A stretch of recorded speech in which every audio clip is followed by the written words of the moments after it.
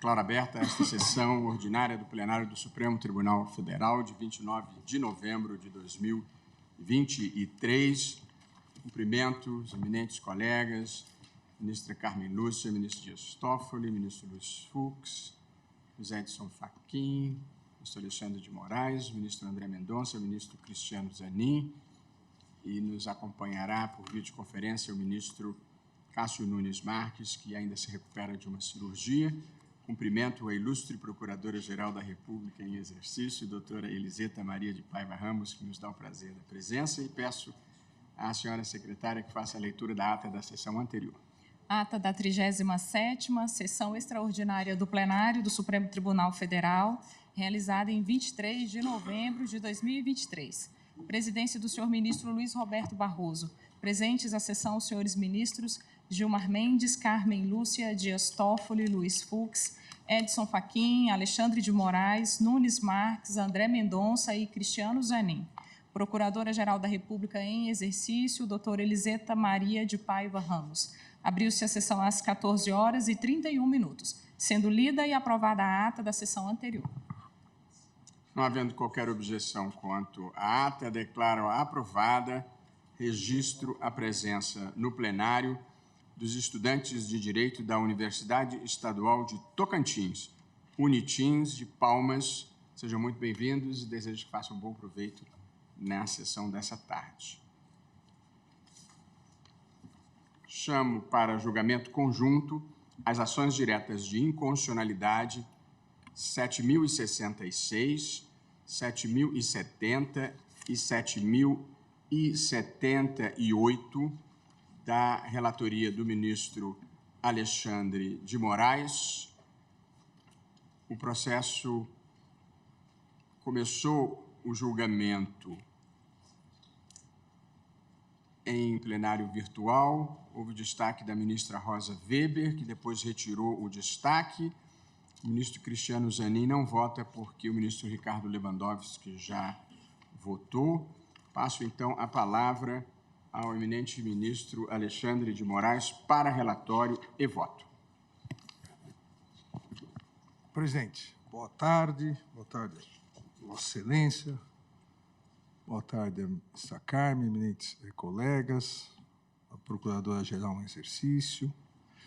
Presidente, somente o voto, né? O relatório eu fiz a semana perfeitamente, passada, já sustentações, inclusive. Exatamente. E, presidente, eu vou ser bem sintético, até porque todos já haviam se posicionado no plenário virtual, salvo engano, somente o ministro Luiz Fux ainda votaria, e depois estou, obviamente, aberto a esclarecimentos. Aqui, o que se debate é a exigibilidade ou não, ainda no exercício financeiro de 2022, do diferencial de alíquota do ICMS, né, nas operações interestaduais envolvendo o consumidor final não contribuinte do imposto, cuja disciplina foi instituída pela Lei Complementar 190/2022, que havia sido aprovada pelo Congresso em dezembro, mas acabou sendo sancionada e publicada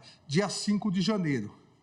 Então, a grande discussão aqui, uma vez que a partir da edição da Lei Complementar 190/2022, essa lei complementar que foi exigida pelo Supremo Tribunal Federal, inclusive na repercussão geral 1093, relatoria do ministro Dias Toffoli, cuja tese ficou a cobrança do diferencial de alíquota alusiva ao ICMS, conforme introduzido pela emenda constitucional número 87/2015, pressupõe edição de lei complementar veiculando normas gerais. A partir dessa repercussão geral, o tema 1093, houve a necessidade da edição da Lei Complementar 190/2022, que, como disse, em que pese ter sido aprovada no final de 2021, acabou sendo sancionada, promulgada e publicada dia 5 de janeiro de 2022. E aí se colocou a questão, primeira questão, aplicação ou não do princípio da anterioridade. Aplicação ou não do artigo 150 inciso 3º da Constituição. E segunda questão, aplicação ou não da anterioridade mitigada. A questão da anterioridade nonagesimal. Em relação à anterioridade nonagesimal, essa questão ingressou nas ações por, diríamos, duas portas. A previsão da própria Constituição, mas também a previsão expressa da lei, a própria lei, no artigo 3º, determina a aplicação do disposto na linha C, do inciso 3º, do caput do artigo 150. Então, há uma previsão também expressa, uma extensão da anterioridade nonagesimal para essa questão. Eu, presidente, entendi que aqui não se trata de criação de novo tributo, instituição de novo tributo. O que fez a emenda 87/2015, regulamentada depois pela Lei Complementar 190 de 2022, ela ampliou no âmbito da aplicabilidade de uma técnica fiscal consistente no diferencial da alíquota. Ou seja, ela alterou quem seria o sujeito passivo, perdão, o sujeito ativo, quem receberia. A grande controvérsia aqui é exatamente isso. Criou não tributos, entendeu que não houve criação, porque o contribuinte ele não pagou mais. O que houve foi a realização, por uma técnica de distribuição de receitas, uma técnica fiscal, uma nova distribuição de receitas entre entes federativos, sem repercussão econômica tributária aos contribuintes. Então, esse foi o meu entendimento, até porque a Lei 190, Lei Complementar 190 de 2022, ela não modificou nem hipótese de incidência, tampouco base de cálculo, ela só alterou a destinação do produto da arrecadação. Então, o imposto é igual. Agora, para quem será destinado, essa foi a alteração feita primeiro pela emenda e depois regulamentada pela lei complementar.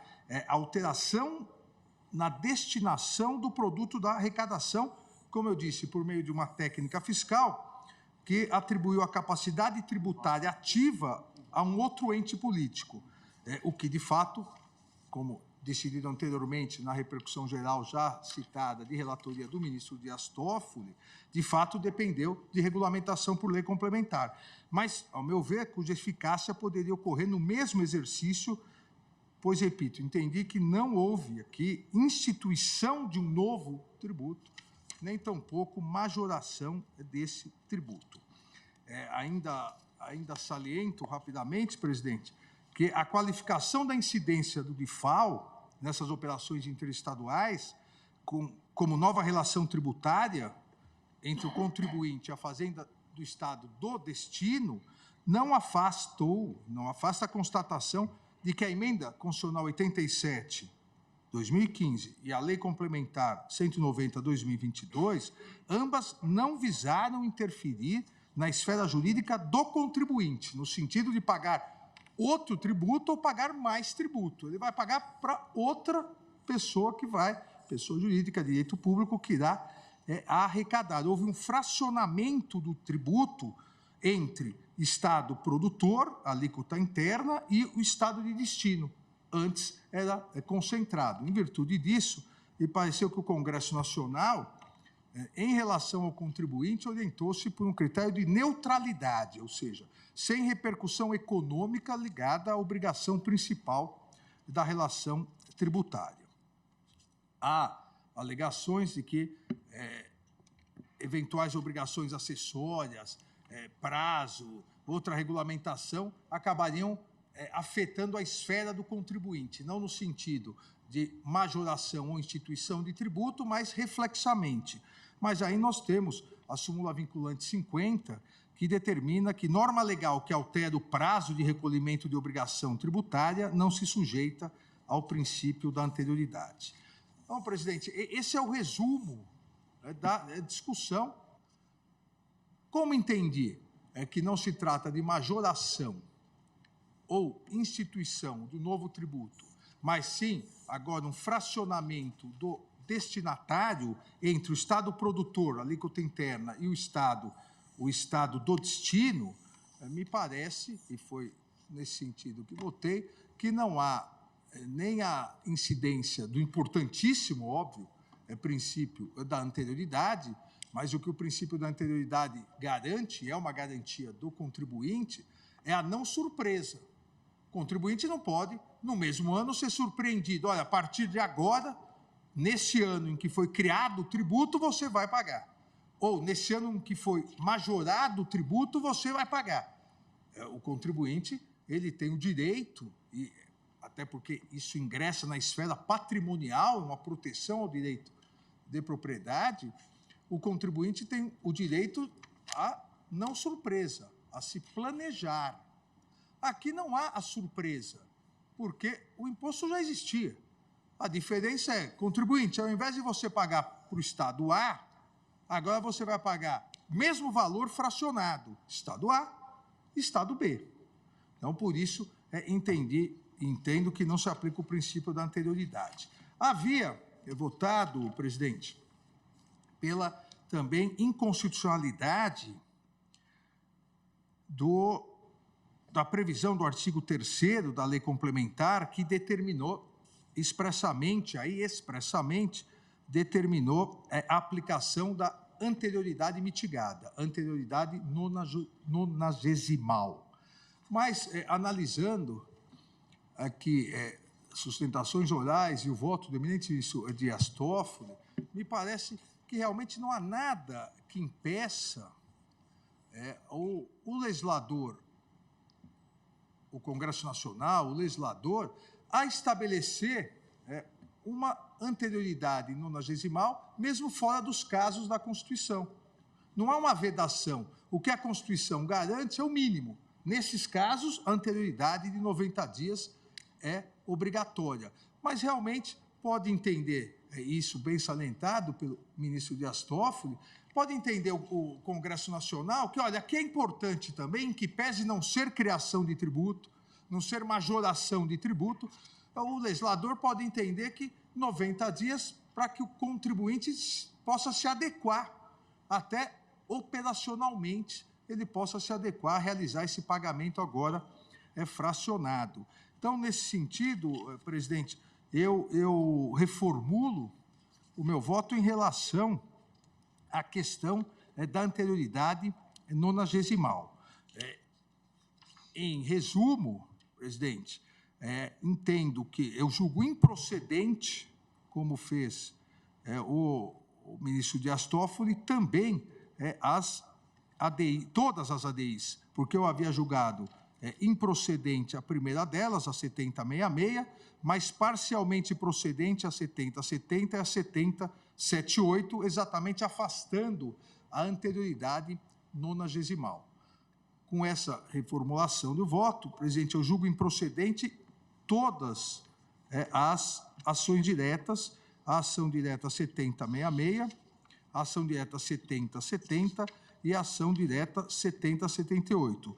E reconheço a constitucionalidade da cláusula de vigência prevista no artigo 3º da Lei Complementar 190, no que estabeleceu que a lei complementar passasse a produzir efeitos 90 dias da data de sua publicação, como fez o ministro Dias Toffoli. Em resumo, os estados têm o direito de cobrar, tanto o estado do destino, quanto o estado produtor, e esse, no caso, a alíquota interna, tem o direito de cobrar 90 dias após a publicação da lei. A lei é de 5 de janeiro de 2022, após 90 dias, já em 2022, o ICMS dessa nova forma de repartição tributária é possível de cobrança. É como voto, presidente. Muito obrigado, ministro Alexandre de Moraes, que, portanto, julgou os pedidos improcedentes e reconheceu válido o artigo 3º da Lei Complementar 190, que estabeleceu a necessidade de se observar a anterioridade nonagesimal. Apenas tentando puxar um pouco pela memória, e já lhe dou a palavra ao ministro Dias Toffoli. a emenda constitucional 87 de 2015 previu essa nova sistemática descrita pelo ministro Alexandre de repartição entre Estado de origem e Estado consumidor. Essa repartição foi regulada por um convênio do CONFAS, 93 de 2015. Foi questionado perante o Supremo considerou inconstitucional essa regulamentação pelo convênio, o Supremo exigiu que se editasse uma lei complementar, mas permitiu a cobrança até o final do exercício. Foi editada a lei complementar 190, só que só veio a ser sancionada quando já virado o ano. De modo que a discussão que nós estamos travando aqui, que o ministro Alexandre de Moraes pontuou, é se a lei complementar criou o tributo, e aí ela estaria sujeita à anterioridade, ou se o tributo fora criado pelas leis estaduais que precediam a lei complementar.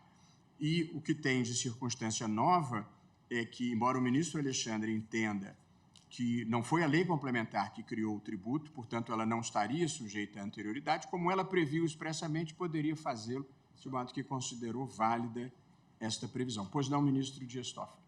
Senhor presidente, cumprimentando a Vossa Excelência, todas e todos, na pessoa de Vossa Excelência, na medida em que o ministro relator fez uma pequena alteração no seu voto, e, mais uma vez, fazendo uma deferência a um voto que eu havia proferido, e nessa construção que temos feito sempre na busca de consenso, eu preciso agora reajustar para dizer que estou acompanhando Sua Excelência na íntegra do voto agora proferido, e exatamente pelas razões também que Vossa Excelência agora fez de estampar nas questões relativas que estão colocadas em julgamento. Inclusive, vários estados, e eu citei meu voto, já haviam comunicado às empresas que iriam respeitar a noventena, né? Então, vários estados sequer cobraram a noventena. Então, não é algo que vai trazer algum tipo de consequência do ponto de vista orçamentário.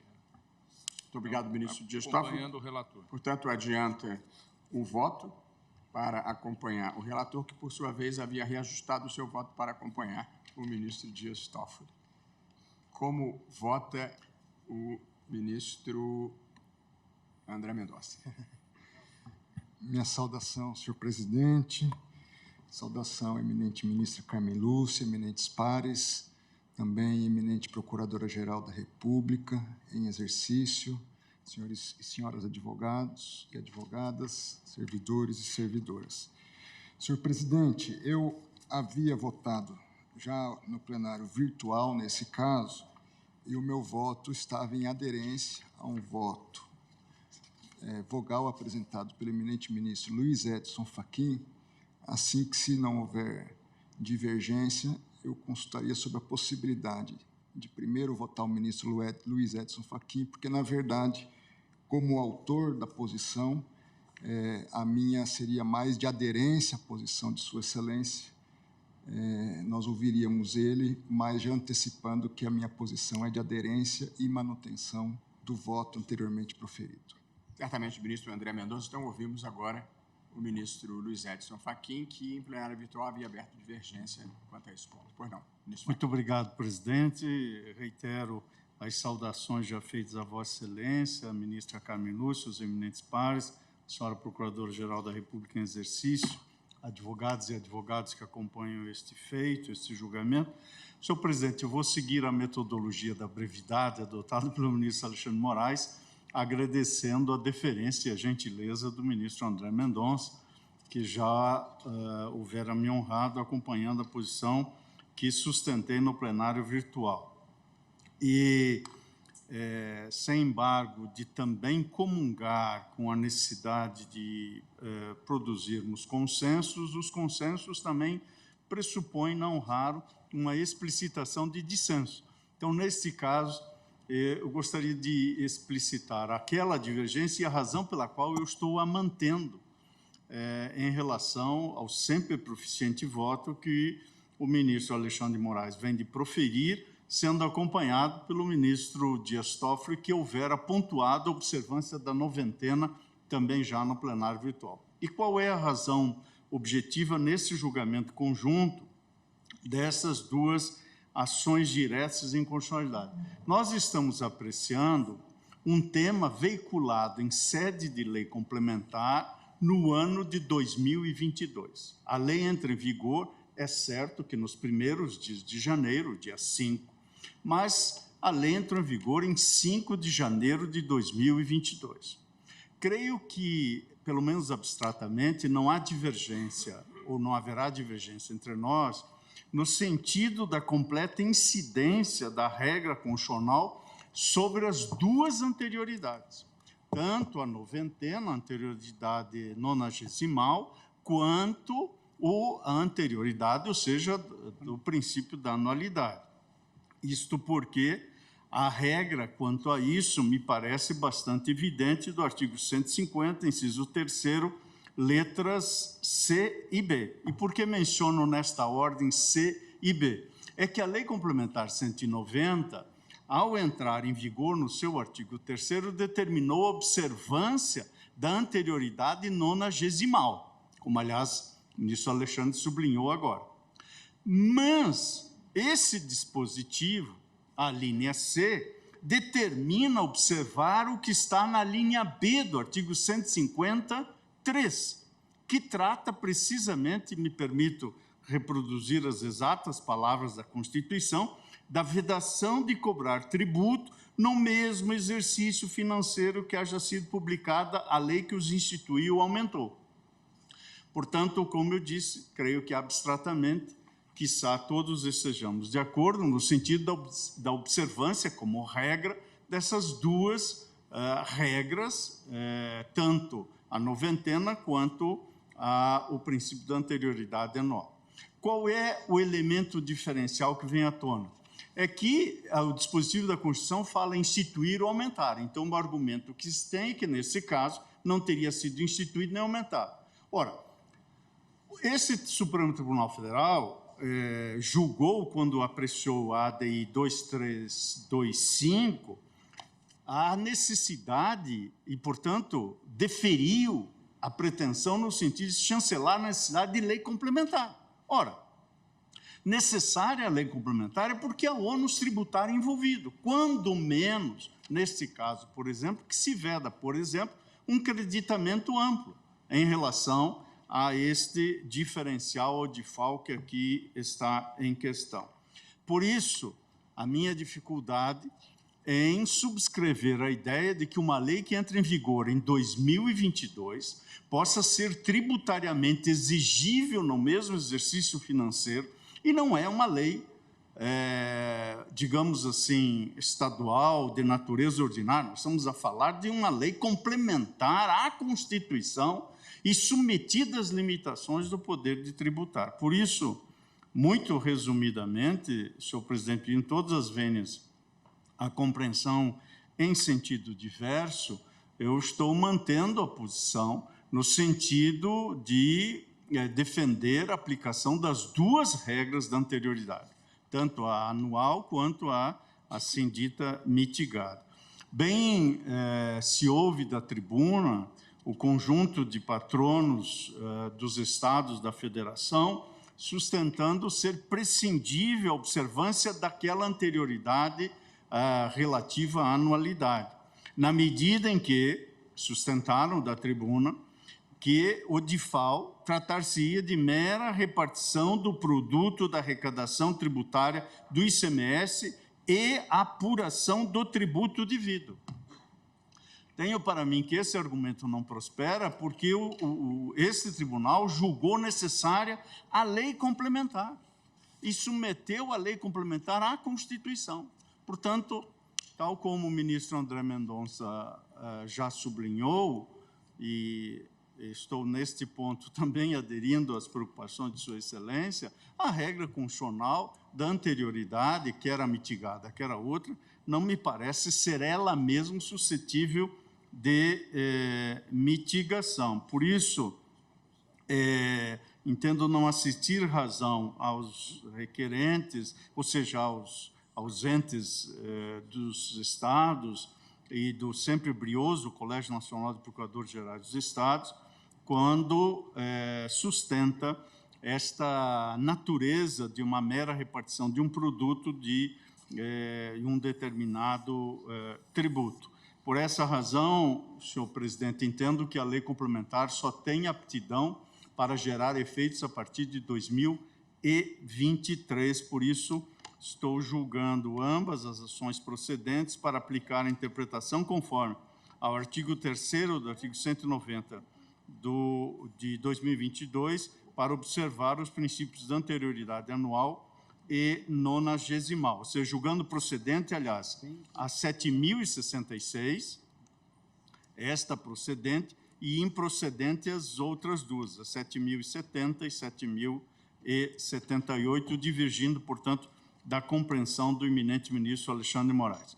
Compreendo as consequências do ponto de vista orçamentário desta decisão, entendo que eventual trava de produção de efeitos poderia ter algum elemento de ponderação, porém, creio que, diante de uma regra constitucional com tamanha nitidez, tenho dificuldade em assentar uma eficácia não retrooperante para a decisão, porque parece-me que esvaziar-se-ia o próprio conteúdo da decisão. Por essa razão, senhor presidente, eminentes pares, pedindo divergência à compreensão já manifestada, que talvez receba a percepção majoritária do colegiado, mas estou expondo para que, de qualquer sorte, esta posição fique explicitada diante da posição trazida no voto de Sua Excelência, ministro Alexandre de Moraes, e é como voto.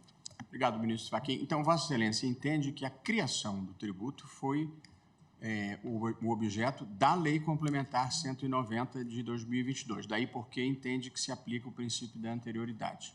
A demanda que acolheu a necessidade de lei complementar impõe que a lei complementar em vigor num dado exercício não possa ter o tributo nela previsto eficaz e suscetível de cobrança no mesmo exercício financeiro. A lei de 2022, o tributo é cobrável, exigível a partir de 2023. Senhor presidente, Pois não, ministro Toffoli. permite o ministro André Mendonça, para o diálogo em relação a esse tema. Aqui nós estamos a analisar lei complementar.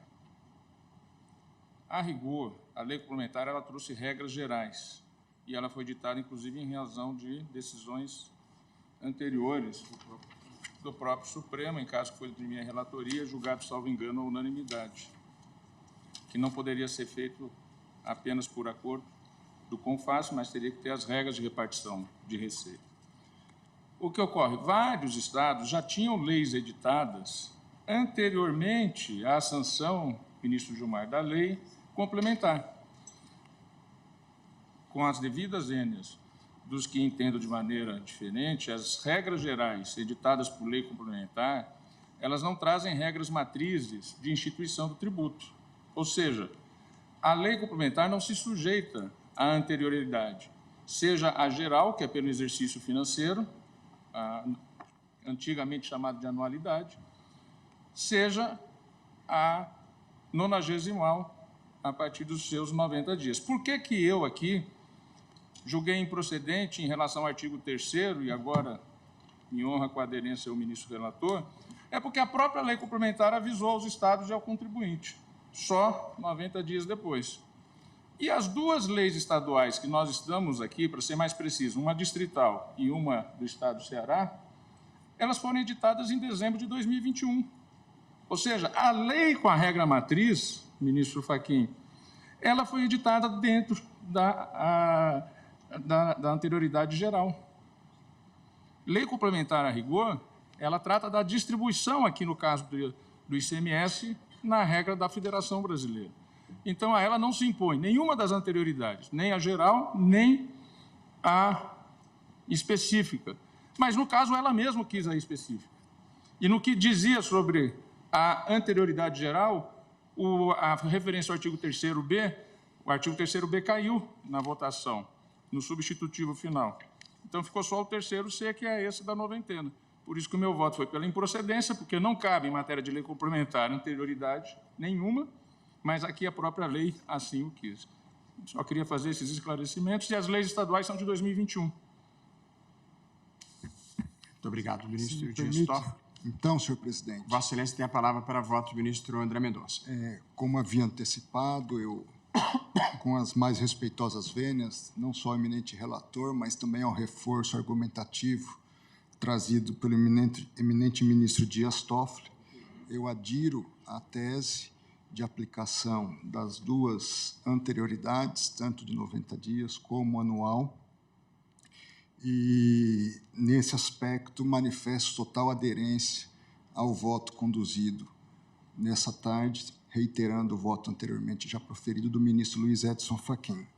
Faço apenas uma consignação em caráter antecipatório, que, até em função dos diálogos, como bem pontuou o ministro Dias Toffoli, dessa busca do diálogo e consenso sempre que nós temos procurado manter na análise dos casos e das teses a nós submetidas, que estou à disposição do colegiado para aderência a efeitos prospectivos da decisão que vier a ser lavrada pelo Supremo Tribunal Federal, acaso vencedora, logicamente, a tese agora capitaneada pelo ministro Luiz Edson Fachin. É assim que voto, senhor presidente. Muito obrigado, ministro André Mendonça. Deixamos em aberto, por hora, a questão da modulação de efeitos. Faremos isso ao final da votação. Ouço agora... Presidente, só uma observação Pois não, ministro para Alexandre. contribuir ao debate.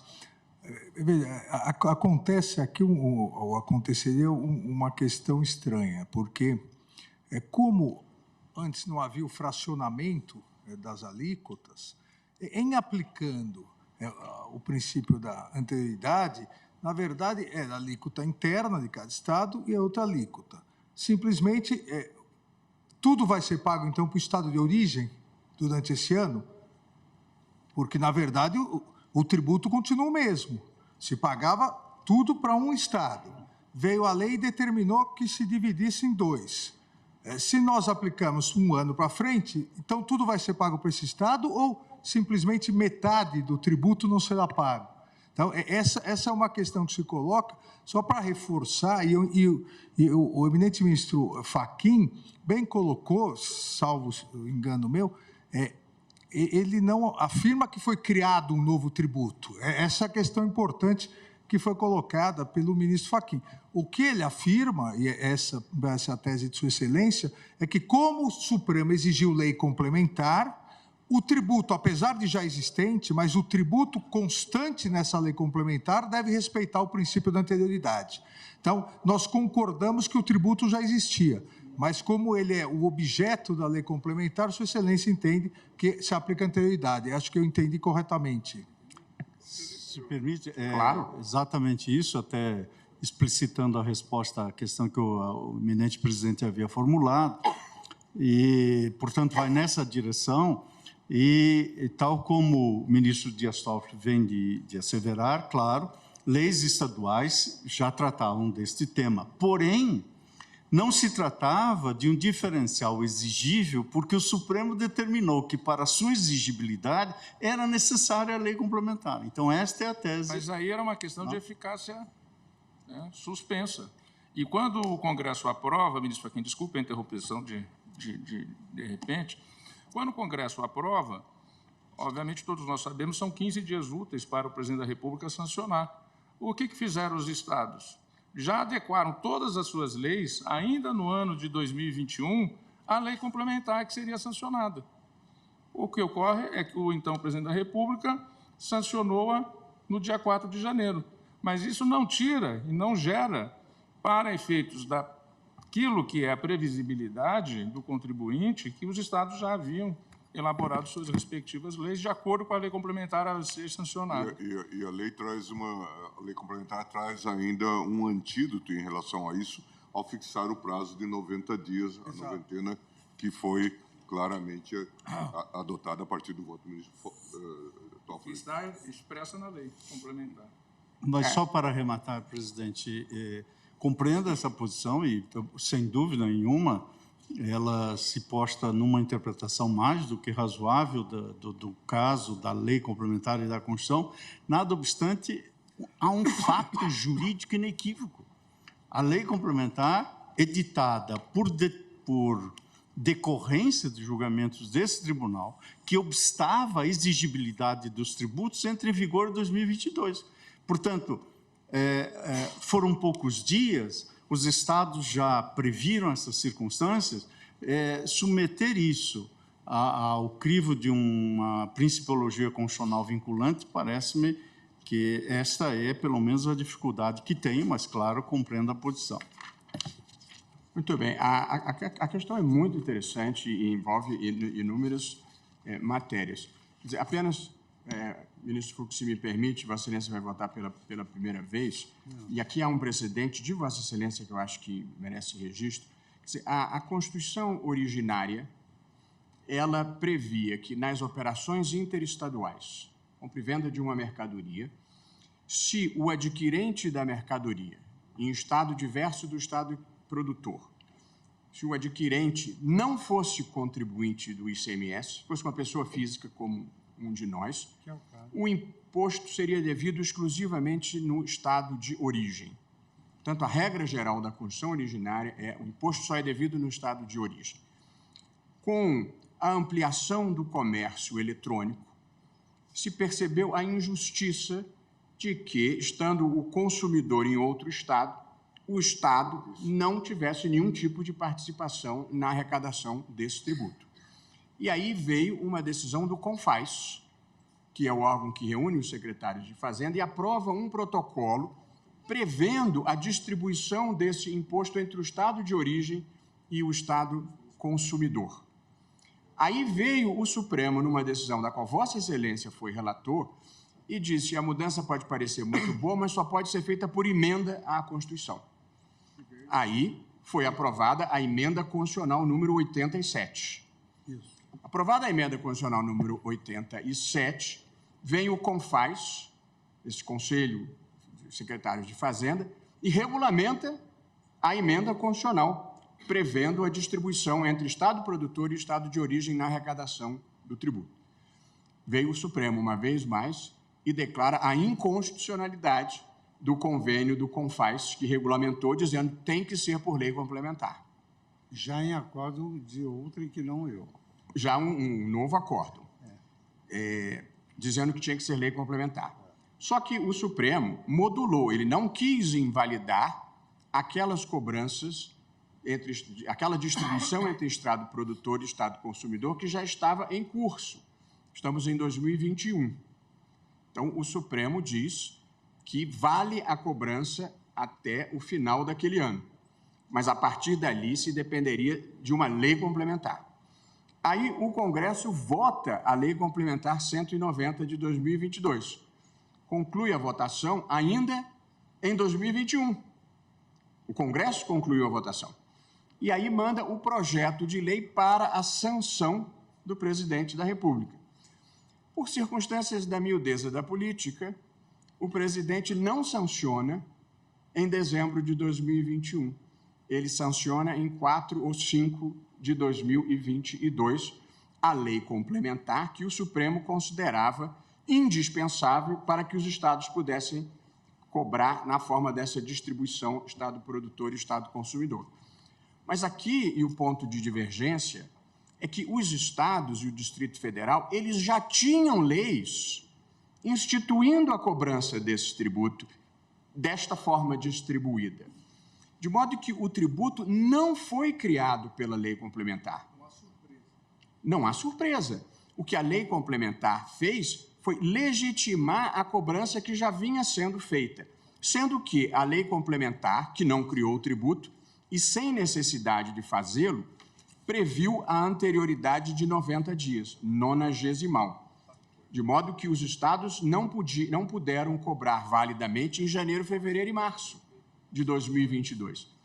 Mas, a partir daí, as leis estaduais que haviam criado os tributos e que continuavam válidas, mas tiveram seus efeitos suspensos porque aguardavam a lei complementar, essas leis passam a viger novamente. de modo que e essa foi a posição adotada pelo ministro Alexandre de Moraes. As leis que criaram os tributos já vigoravam, apenas elas só puderam produzir efeitos após a lei complementar. E como a lei complementar previa anterioridade nonagesimal de 90 dias, os estados só podiam cobrar depois dos 90 dias. A posição do ministro Luiz Edson Fachin é que, na verdade, foi a lei complementar que permitiu a cobrança dos tributos, como ela só foi promulgada em janeiro de 2022, aplica-se a anterioridade anual e o tributo só pode ser cobrado no ano seguinte. Acho que essa é uma descrição dessa questão, uma descrição relativamente simples dessa discussão complexa. Passo a palavra ao ministro. Senhor presidente, se me permite, todos estão procurando resumir, mas fazer uma leitura de um trecho do meu voto, quando eu falo exatamente do princípio da anterioridade. Eu não afasto o princípio da anterioridade, ministro André Mendonça, ministro Luiz Fux, do caso concreto. Muito ao contrário, eu sou explícito no voto. Toda lei que aumenta tributo há que se submeter à anterioridade geral, que é o exercício financeiro, e há que se submeter à anterioridade nonagesimal. Eu disse aqui, no julgamento do RE 564.225, o ministro Roberto Barroso bem destacou que o princípio em tela busca assegurar a previsibilidade da relação fiscal ao não permitir que o contribuinte seja surpreendido com um aumento súbito do encargo, confirmando o direito inafastável ao planejamento de suas finanças. Completou Sua Excelência dizendo que o prévio conhecimento da carga tributária tem como fundamento a segurança jurídica e como conteúdo a garantia da certeza do direito.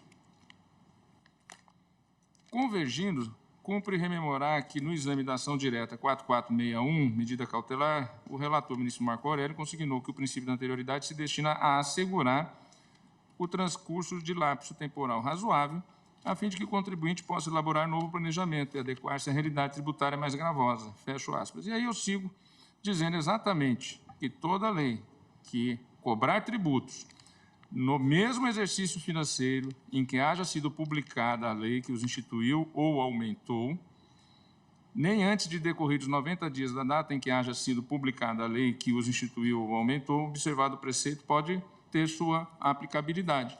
No caso concreto, as leis estaduais, eu julgo improcedente as ações diretas contra elas, porque elas foram editadas em 2021, já de acordo com a normatividade da lei complementar, que então era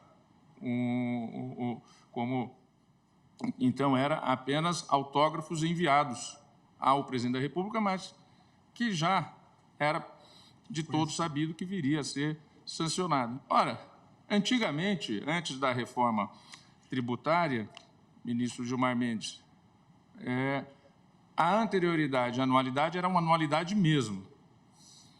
Depois foi alterado para o exercício fiscal. Então, uma lei sancionada dia 31 de dezembro, ela pode ter aplicabilidade no dia 1º de janeiro. Foi amenizado essa ideia do impacto de um ano para a sua eficácia para a ideia de planejamento do ano fiscal. Pois não, ministro? Por isso, só complementando, ministro Toffoli, por isso que aí se criou a nonagesimal. Por isso se para evitar que de um ano para o outro, com poucos dias, 2, 3 dias, o contribuinte fosse surpreendido. Exatamente. Para tanto, se criou, então, a nonagesimal e, portanto, a nonagesimal está sendo respeitada, inclusive por afirmação explícita da própria lei complementar. Quer fazer alguma observação? Vossa Excelência tem a palavra, o ministro Luiz Fux. Senhor presidente, eu sempre... Perdão?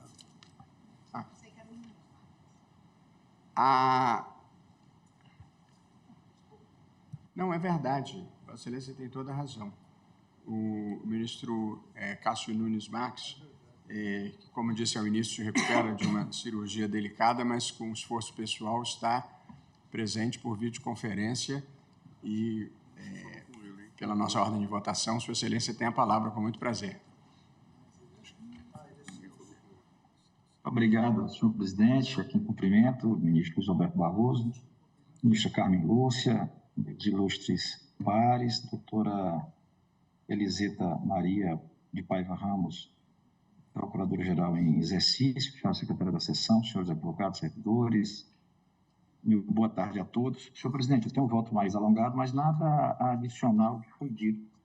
E agora, nos ajustes feitos pelo ministro Alexandre e pelo ministro Dias Toffoli. Então, primeiro, nessa parte inicial do que diz respeito à procedência ou improcedência dos pedidos, eu venho julgando pela improcedência das ADIs e reconhecendo a constitucionalidade do artigo 3º da Lei Complementar 190 de 2020 e do artigo 24, parágrafo 4 da Lei Complementar 87 de 96, com a redação da Lei Complementar 190 de 2022, assim como votaram os ministros Dias Toffoli e Alexandre de Moraes.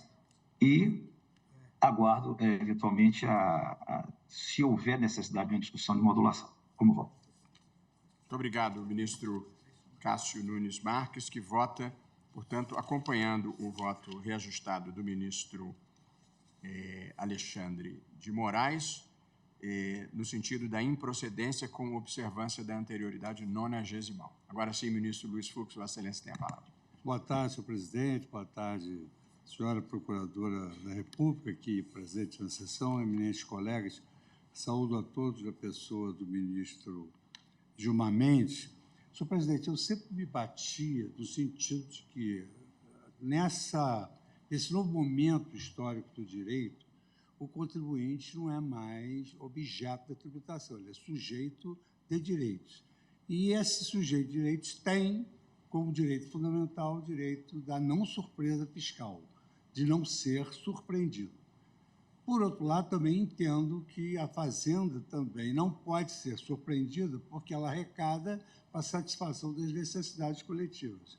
Então, nem o sujeito passivo do tributo pode ser surpreendido e nem a Fazenda pode ser surpreendida com o tributo que já cobrou, porque ela não tem nem como devolver, porque já satisfez as necessidades coletivas.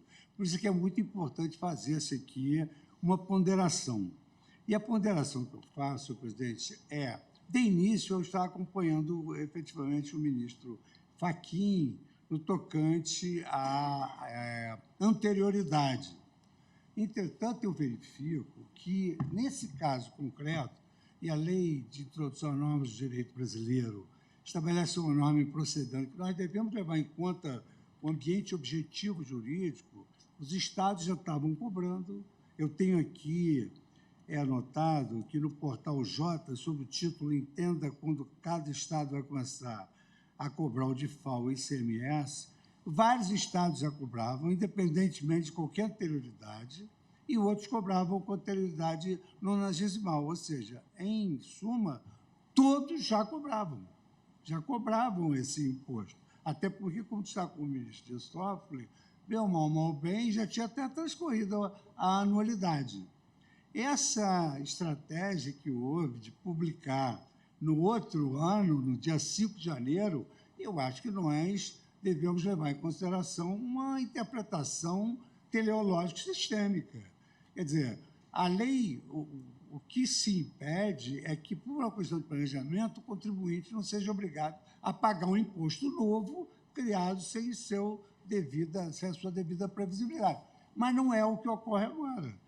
E, à luz da Lei de Introdução às Normas do Direito Brasileiro, eu entendo que isso não vai criar efeito sistêmico absolutamente nenhum, sem prejuízo de que, com esse voto do ministro Nunes Marques, nós já temos alcançado a maioria. E eu também, por uma questão, porque nós temos Alexandre Moraes, Dias Toffoli, Carmen Lúcia, Ricardo Lewandowski, Rosa Weber e Nunes Marques, 6 votos. Temos aqui os 6 votos. Não, mas é que nem pela todos foram no mesmo... improcedência. Não.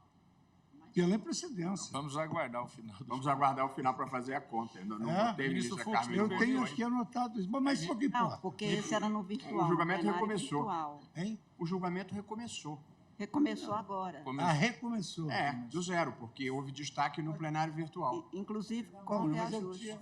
Ministro Fux, me permite... Mas, de toda maneira... Mas acho até que a sua bola de cristal está funcionando bem, porém...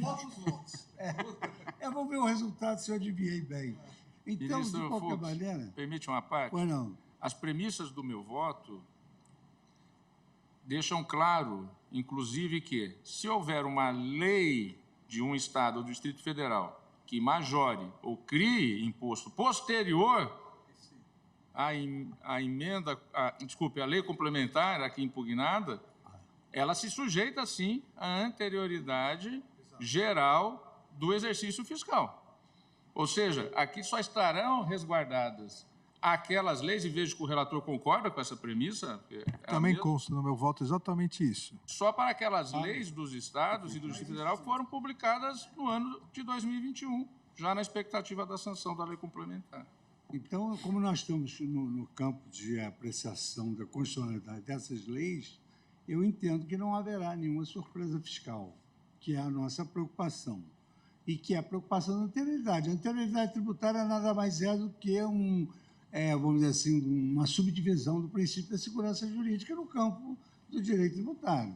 Então, entendo que não há surpresa fiscal, entendo que, à luz da lei de introdução às normas do direito brasileiro, nós não vamos criar nenhum risco sistêmico. Então, na ponderação de valores entre a pessoa do contribuinte e a pessoa do poder público, dos estados, as unidades subnacionais, eu entendo que deva prevalecer essa não surpresa em relação aos estados, que já vinham cobrando e que, por isso, não surpreenderam qualquer contribuinte. Eu estou julgando também procedentes as ações. Muito obrigado, ministro. Eu penso, o ministro do Fux acaba de colocar, que a pergunta certa a fazer é a seguinte. Ministro Fux, no dia 31 de dezembro de 2021, esse tributo estava sendo pago dessa forma? Estava. Então, ninguém foi surpreendido. É a visão que eu tenho nessa matéria. Mas, presidente, desculpe interromper, é que o argumento está indo e voltando. Eu acho que a questão fundamental é saber se nós vamos ou não obedecer uma regra da Constituição.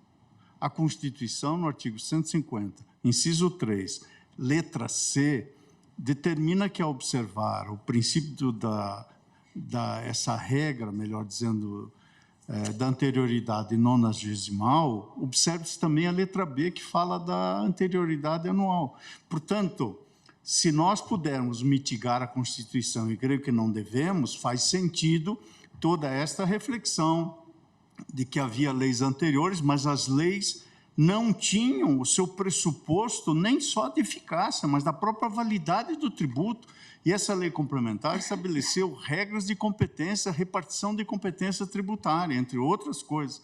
Por isso, eu não quero... Deixa eu fazer uma pergunta a Vossa Excelência, que é uma pergunta teórica, mas ela é importante nesse debate que Vossa Excelência conduz com a competência de sempre. As leis estaduais que já vigoravam em 2021... Não vigoravam. As leis vigoravam. Vigoravam porque o Supremo autorizou... O Supremo autorizou a cobrança... Que eles vigorassem até 31 de dezembro. Mas a condição de validade era a edição de lei complementar. Para 2022. Não era de validade, ministro Fachin, era de eficácia. Eficácia para 2022. E era de eficácia porque, veja, Vossa Excelência, Vossa Excelência entende que deve cobrar a partir de 2023. Vossa Excelência acha que os estados precisam editar leis novas a partir de 2023 ou podem aproveitar as que já existiam? Não, porque havia um pressuposto de um fato jurídico que foi preenchido com a edição da lei complementar. Então, elas eram leis válidas, tanto que elas vão poder produzir efeitos depois, apenas não eram eficazes. Era uma lei de validade pendente condicionada à edição de lei complementar. Se a lei complementar não tivesse editada, ela perderia... Isso. Editada a lei, ela passou a produzir efeitos. Editada a lei complementar, a lei ordinária estadual passou a produzir efeitos. Sem dúvida, para 2023, como a lei complementar determinou. Não, a lei complementar previu nonagesimal a anterioridade. A lei complementar não se referiu expressamente à noventena. Ela determinou observar a linha C do inciso 3º do artigo 150. E a linha C do inciso 3º do artigo 150 determina observar a linha B, que trata da anterioridade anual. Peraí, estou lendo a Constituição. O artigo 3º por arrastamento. A lei complementar previu expressamente a necessidade de observância da anterioridade nonagesimal, 90 dias. C, que se refere à letra B, porque há que se ver o que prevê a linha C na Constituição. Não, mas a questão é a premissa básica. Essas leis criaram um tributo novo? Não, elas mudaram só uma questão de competência tributária. atingir os sujeitos ativos que podem cobrar. A gente já está numa fase de repetição dos argumentos. Todo mundo já sabe o que acha. Por isso que eu voltei, eis que os argumentos estavam num torna-viagem. Ouço agora nossa decana aqui presente, queridíssima ministra Carmen Lúcia. Senhor presidente, senhores ministros, meus cumprimentos especiais ao ministro relator, ministro Alexandre de Moraes, senhora procuradora-geral interina, doutora Eliseta, senhores advogados, os meus cumprimentos especiais aos que assomaram à tribuna, senhores servidores, cumprimentos todos os estudantes, todos os que participam desta sessão, nos assistindo. Senhor presidente, eu já tinha também votado, como Vossa Excelência já sinalizou até, no plenário virtual, acompanhando a divergência do ministro Fachin, que pese em todos os judiciosos argumentos apresentados pelo ministro relator, que julga pela improcedência, como fazia o ministro Dias Toffoli desde a primeira votação no virtual, no sentido de acolher a 90ª que está expressa na norma. A norma do artigo 3º da Lei Complementar 190 dispõe: esta lei complementar entra em vigor na data de sua publicação, observado quanto à produção dos efeitos o disposto na linha C do inciso 3 do caput do artigo 150 da Constituição Federal, do qual consta, no mesmo exercício, antes decorridos 90 dias da data em que haja sido publicada a lei que os instituiu ou aumentou, observado o disposto na linha B, da qual consta que os Estados não se poderá exigir, sem prejuízo de outras garantias asseguradas ao contribuinte, é vedado cobrar impostos em relação a, no mesmo exercício financeiro em que haja sido publicada a lei. Aqui nem se fala da validade nem de eficácia. A publicação da lei que os instituiu tem que ser no exercício financeiro subsequente, ou quando ela determinar. E como há esta remissão, eu também, senhor presidente, com todas as vênias das compreensões diferentes, contrárias até a esta interpretação, não vejo como se superar, como afirmou aqui o ministro Fachin, é que a norma que foi editada, publicada, para utilizar a expressão constitucional, introduz outros elementos como este da indicação dos sujeitos passivos. Razão pela qual, senhor presidente, singelamente reiterando o voto que já tinha dado no sentido de acompanhar a compreensão do ministro Edson Fachin, com outros que tinham também ali, e pedindo todas as vênias ao ministro relator que, em parte, no que se refere à anterioridade, portanto, à anualidade, não acompanha esse entendimento, não tem esse entendimento. Eu estou votando no sentido da improcedência das ações diretas. Pergunto apenas em relação a uma delas, a 7066, que eu tinha julgado procedente no virtual. Vossa Excelência também, me parece. E, portanto, aqui nós mantemos o ministro relator julga improcedente. Como voto, senhor presidente? Portanto, a eminente ministra Carmen Lúcia vota acompanhando a divergência aberta pelo ministro Luiz Edson Fachin. Como vota o eminente ministro decano dessa corte, Gilmar Mendes? Presidente, eu já tinha me manifestado no debate e já também na votação que fizeram anteriormente, no sentido de acompanhar o voto do ministro Dias Toffoli. E estou fazendo, portanto, nesse sentido, confirmando o voto anteriormente dado. Também eu, como já se depreendeu do debate, estou acompanhando a posição defendida pelo ministro Alexandre de Moraes. Não vou precisar reiterar todos os argumentos, mas o meu entendimento, apenas recolocando a questão, primeiro, considero que é uma questão de justiça fiscal essa distribuição entre Estado produtor e Estado consumidor para fins de pagamento do ICMS. Acho que era uma regra injusta, a que favorecia apenas os Estados produtores. De modo que a justiça fiscal é sempre uma preocupação que norteia os meus votos.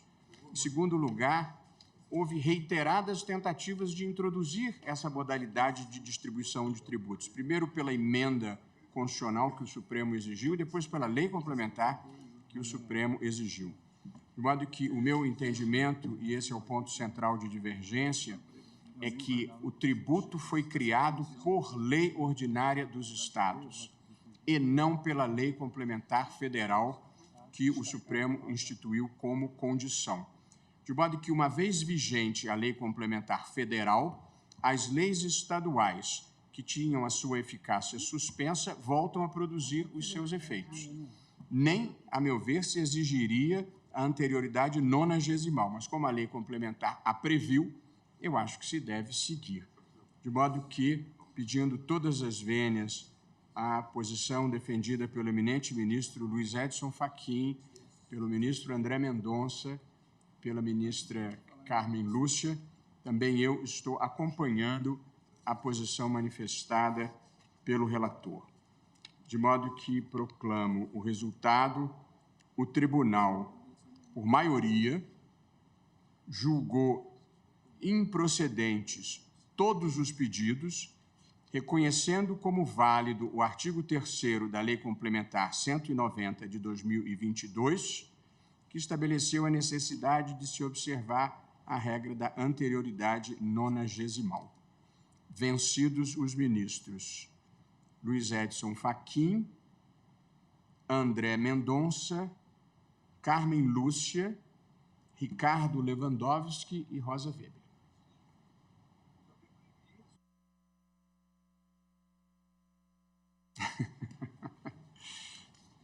Inclusive, tem outros casos aqui que vou pedir a ajuda da sua bola de cristal.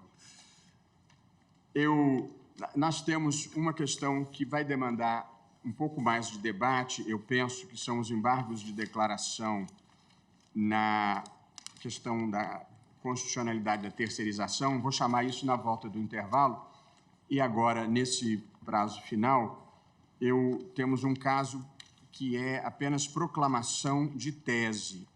E, portanto, vou apregoar o recurso extraordinário 1.075.412, que é originário de Pernambuco.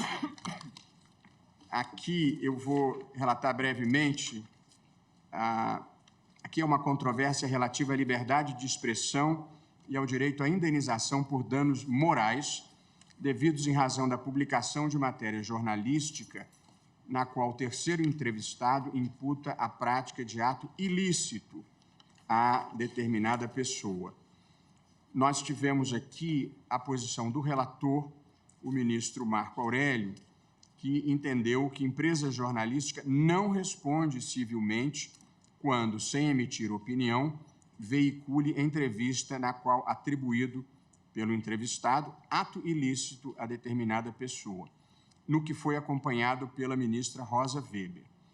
Todos os demais ministros votaram em sentido diverso, tendo obtido maioria de votos a posição do ministro Alexandre de Moraes.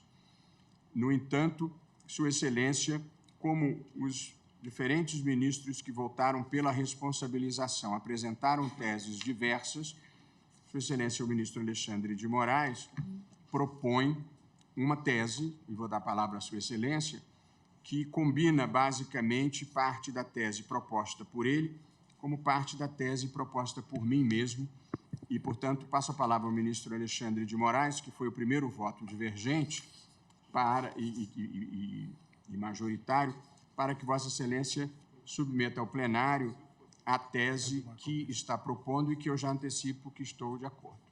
Por favor. Obrigado, presidente.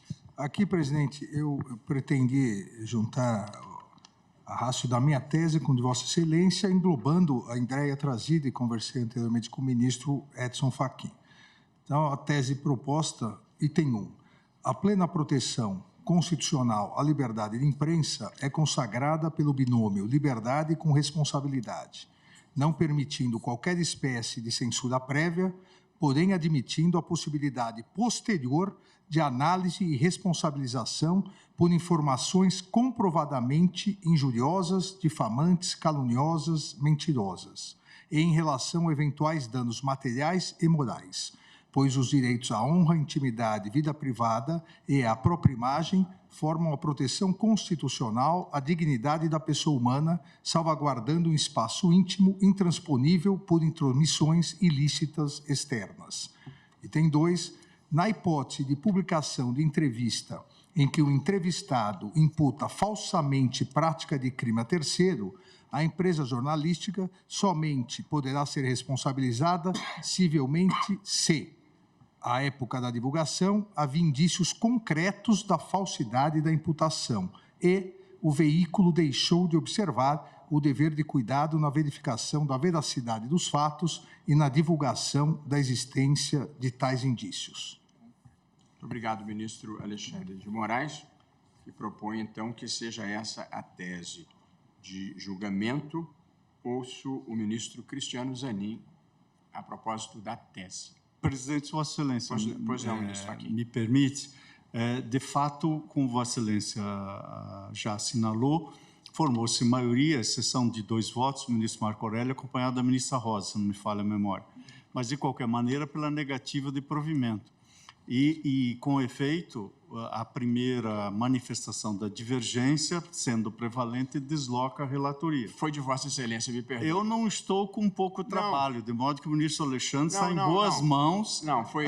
Mas é que, na verdade, houve 5 votos pela minha tese, né? Sim. Essa que foi a questão, né? Mas a tese nós vamos votar agora, mas a primeira divergência, de fato, foi do ministro Luiz Edson Fachin. E eu acho, se Vossa Excelência estiver de acordo, que seria, Sua Excelência aquecendo a tese, seria natural o ministro Fachin ser o relator. Vossa Excelência tem toda a razão. Mas, mais importante do que isso, eu queria manifestar integral aderência à tese que o ministro Alexandre veio de apresentar, até porque Sua Excelência bem compreendeu na redação, no sentido de englobou, as preocupações que estavam na tese de Vossa Excelência e também naquela que eu havia afirmado, voto esse que contou com o conforto honroso da ministra Carmen Lúcia, que acompanhou o voto tal como, a tese tal como formulada no plenário virtual.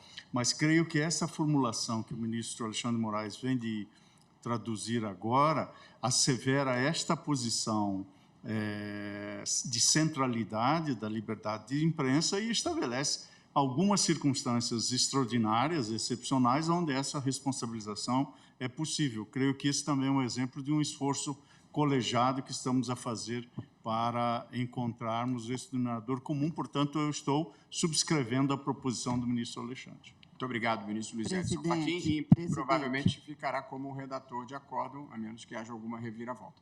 Ministra Carmen. Desculpa, já tinha sido dada a palavra até ao ministro Zanin. Eu perguntaria ao ministro Alexandre e ao ministro Fachin também se eles não concordariam em repetir apenas no item 1 da proposta, a plena proteção constitucional e a liberdade de imprensa é consagrada pelo binômio liberdade com responsabilidade, e aqui se tem, ministro, não permitindo qualquer espécie de censura prévia. Se não poderia ser vedada qualquer espécie, porque nós temos, inclusive, decisões judiciais, a expressão da Constituição é essa, vedada qualquer espécie. E quando não se permite, quer dizer, está vedada, por isso é que não se permite. Mas como aqui é a expressão constitucional, e como nós temos tido questões que chegam para nós em reclamação, porque alguns juízes entendem que aqui e ali não houve, etc., se repetisse, está vedado. Censura prévia no Brasil é proibida. Eu estaria confortável. Vossa Excelência propõe substituir não permitindo por vedada. Vedada qualquer espécie, que é a expressão constitucional. Acho que estamos todos confortáveis com isso. Sim. De acordo. Perfeitamente. Presidente, aqui é só para o ministro Alexandre poder deixar bem claro, quer dizer, a responsabilização por informações comprovadamente injuriosas, ou seja, aquele que dá a notícia sabe que não é verdade. Exatamente. É isso. Ministro Cristiano Zanin.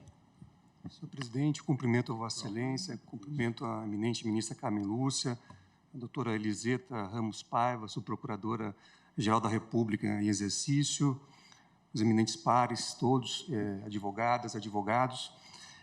Eu estou plenamente de acordo com a tese apresentada pelo eminente ministro Alexandre de Moraes, mas gostaria de fazer uma proposta, que nesse item 1 também pudéssemos contemplar a possibilidade de retirada de conteúdo, não censura prévia, mas a possibilidade de retirada de conteúdo quando tiver informações comprovadamente injuriosas, difamantes, caluniosas e mentirosas, porque nós nos deparamos frequentemente com essa situação. E hoje, com a internet, esses conteúdos acabam ficando para a eternidade. Então, a minha proposta na formação, desse precedente seria também de englobar essa possibilidade da retirada a posteriori de conteúdo com essas características que estão aqui no item 1, que foi proposto pelo eminente ministro Alexandre de Moraes.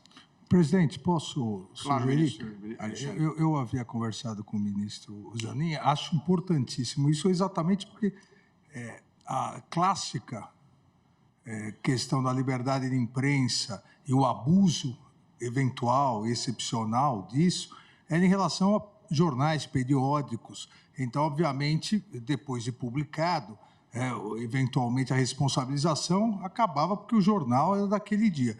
Hoje, com as redes sociais, realmente, nós vimos isso nas eleições, principalmente, aquele conteúdo continua.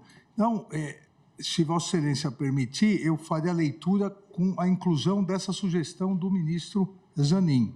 O item 1 ficaria, e com a sugestão da ministra Carmen. A plena proteção constitucional à liberdade de imprensa é consagrada pelo binômio liberdade com responsabilidade, vedada qualquer espécie de censura prévia, porém, admitindo a possibilidade posterior de análise e responsabilização, vírgula, inclusive com remoção de conteúdo, vírgula, por informações comprovadamente injuriosas, difamantes, caluniosas, e aí prosseguiria. Perdão, Vossa Excelência poderia repetir onde é que entra a retirada de conteúdo? Então, a plena proteção constitucional à liberdade de imprensa é consagrada pelo binômio liberdade com responsabilidade, vedada qualquer espécie de censura prévia, porém admitindo a possibilidade posterior de análise e responsabilização, vírgula, inclusive com remoção de conteúdo, vírgula, por informações comprovadamente injuriosas, e aí segue. Ótimo. Estou de acordo. E depois a gente talvez possa fazer uma emenda redacional para colocar um ponto, porque ficou grande demais a frase, mas estamos todos de acordo com o conceito. Ministro Gilmar, ministro Toffoli, ministro Fachin já se manifestou, ministro Fux, ministro André, de acordo também. E eu também estou de acordo que essa aqui é uma composição coletiva realmente, a primeira proposição do ministro Alexandre, com o acréscimo do ministro Zanin, a segunda proposição é a minha mesma, e agora ouço o ministro Cássio, agradecendo uma vez mais o ministro que está fazendo um esforço para estar presente na sessão com dor. Eu sei porque eu estou com dor também, viu? Eu sei como é duro. Diga lá. Vossa Excelência tem a palavra e se concorda com a tese proposta pelo ministro Alexandre de Moraes. Eu novos cumprimentos a todos e eu estou de acordo com a tese. Muito bem. Proclamo, então, o resultado. O tribunal, por maioria, julgou improcedente o recurso extraordinário, nos termos do voto do ministro Luiz Edson Fachin, vírgula, havendo firmado a seguinte tese. E aí nós passaremos à nossa secretária a tese, acrescida de um ponto em algum lugar. Ok? O item 1. Na proclamação anterior, colegas, ficou uma dúvida, porque eram 3 as ações. Relativamente às ADIs 7070 e 7078, a improcedência foi unânime e a divergência foi em relação a 7066, que é o artigo 3º, ok? Só para deixar clara a proclamação para a nossa secretária.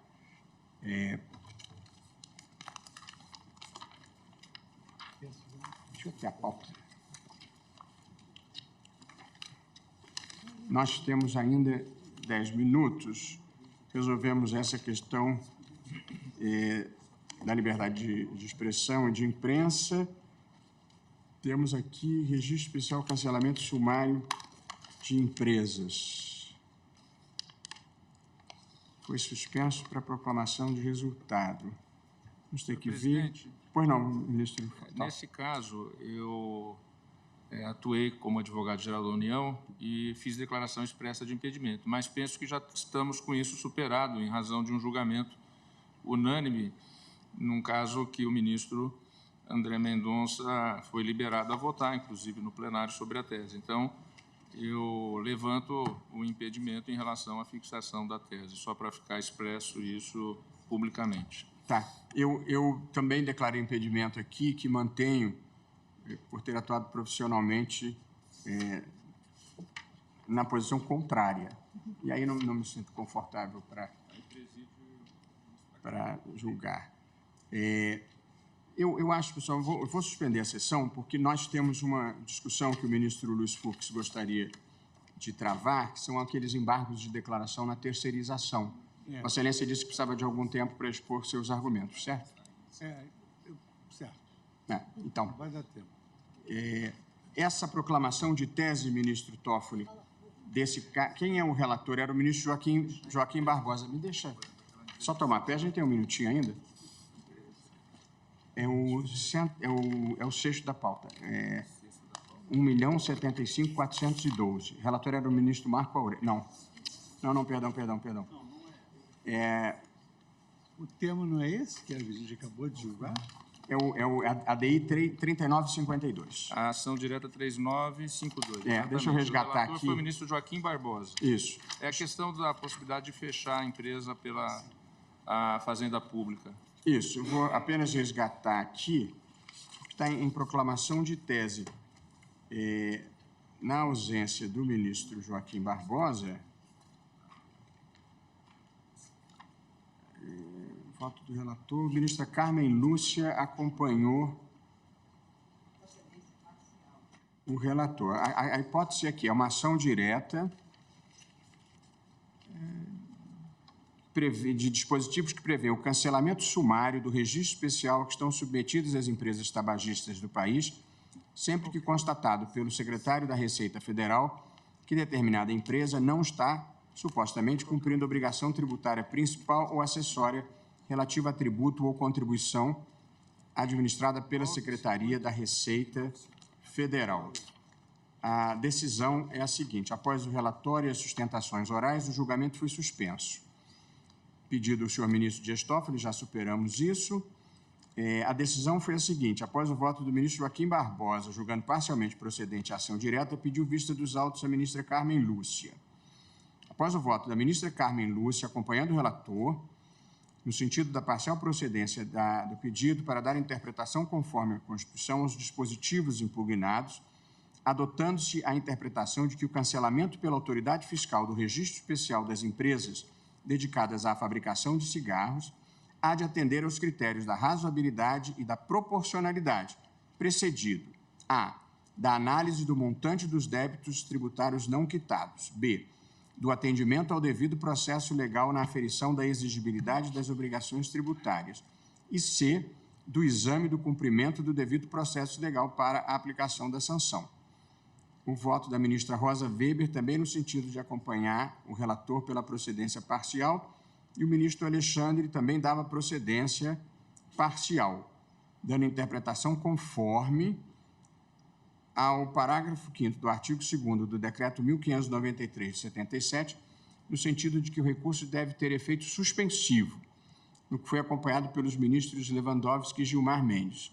O ministro Luiz Fux julgava improcedente a ação, e o ministro Marco Aurélio julgava procedente, e o ministro Celso de Mello acompanhava o relator na forma do voto do ministro Alexandre de Moraes. Impedidos eu e o ministro Toffoli, não votou o ministro Fachin, sucessor. É uma ação direta. Do que li aqui, eu estou satisfeito com essa proclamação de resultado, de que essas são as exigências para a suspensão de registro. E o que pareceu... é suficiente, presidente, porque aí são colocados os critérios da razoabilidade e proporcionalidade e alguns requisitos. Creio que isso atende à posição majoritária do tribunal. Todos de acordo que a proclamação seja a seguinte: adotou-se a interpretação de que o cancelamento pela autoridade fiscal do registro especial das empresas dedicadas à fabricação de cigarros há de atender aos critérios de razoabilidade e da proporcionalidade, precedido da análise do montante dos débitos, do atendimento do devido processo legal para aplicação da sanção. Todos de acordo com essa proclamação de resultado? Vou ler de novo. Ficou a questão do recurso, né? O efeito, né? Do efeito do recurso. Mas creio que se possa Efeito aditar. suspensivo. É. Tá, eu vou fazer o Creio que seguinte, se eu vou possa arrumar... aditar ao final, tendo o recurso, efeito Efeito suspensivo. suspensivo. Eu acho Ok. que isso fecharia a proclamação. Então, vamos lá de novo, que aí já está resolvido. Pela tabela que eu tenho aqui, senhor presidente, confere efeito suspensivo ao recurso administrativo 7 votos, incluindo o ministro relator. 2 votos, incluindo o ministro Luiz Fux, julgação inteiramente improcedente. Então, o efeito suspensivo, penso que foi dado pelo plenário em julgamento realizado. Então ficou...